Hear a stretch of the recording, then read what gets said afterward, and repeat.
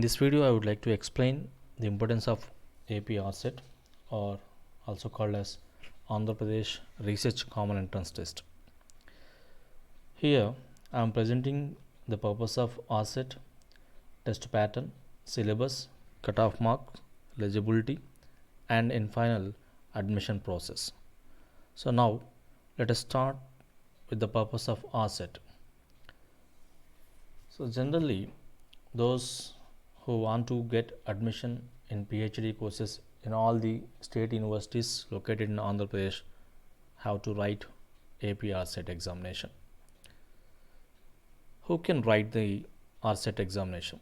So the candidates who are in final year PG or who completed PG are all eligible for writing RSET.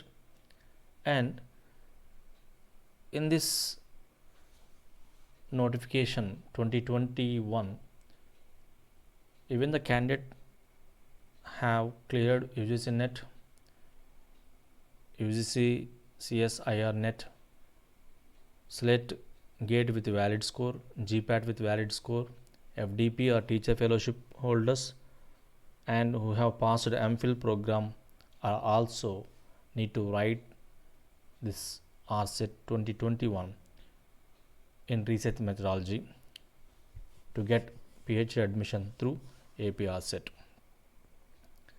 What is the test pattern? So here we have 3 stages.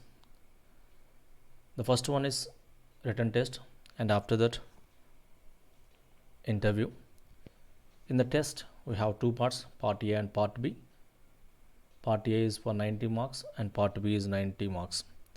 In the part A, teaching and research aptitude related questions are going to be asked, and part B is meant for selected subject, that is from your PG studies.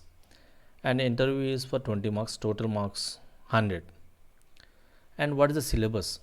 Showing you the syllabus for teaching and research aptitude, and for subject it is going to be vary, and you can collect from the AP RSET website.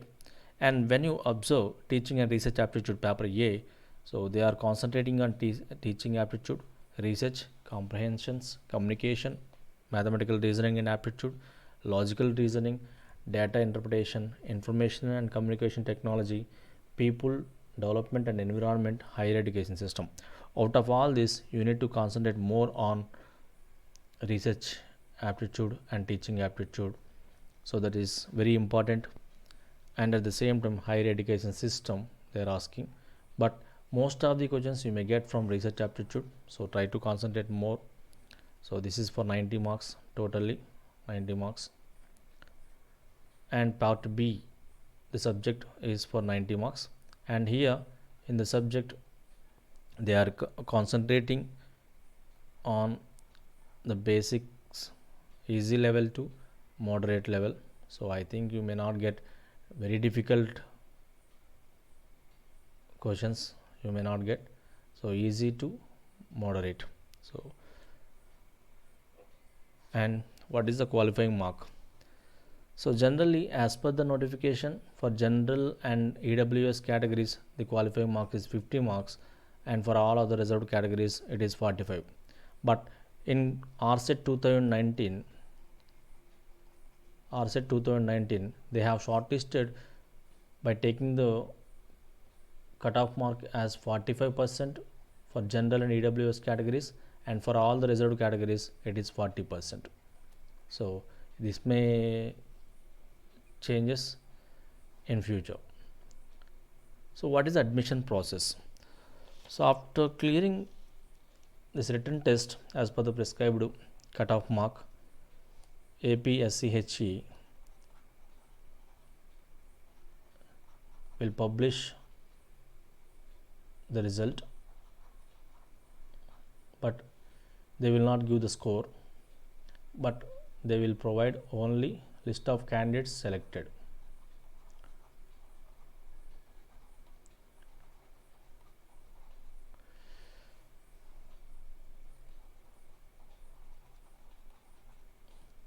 So after this, if you get your name in the selected list, you may apply for all the universities.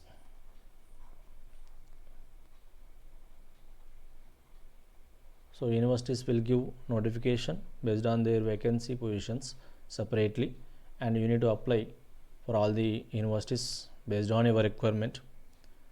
And here there are different conditions for full-time scholars and part-time scholars. Based on the university, the rule is going to change.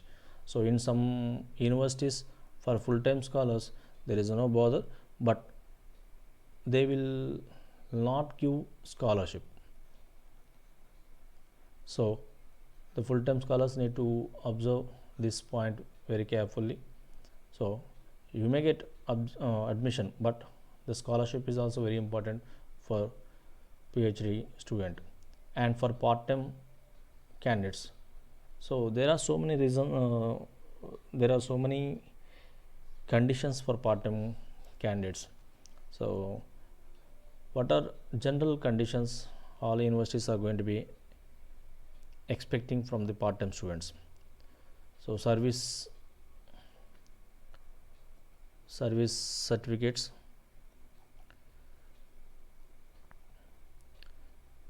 service certificates, and service register.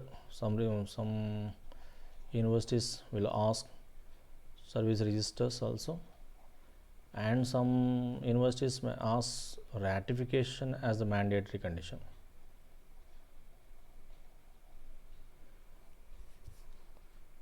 So try to be ready with all these certificates: service certificates, service register, ratification.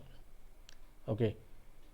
And some universities may ask for publication record, and some universities may not ask. So you may have weightage for NPTEL courses also in the interview for full-time and part-time. So if you have NPTEL courses, then try to produce the certificates at the time of interview. So these are the points you need to remember for getting admission into PhD in the state universities using RSET. Thank you for watching.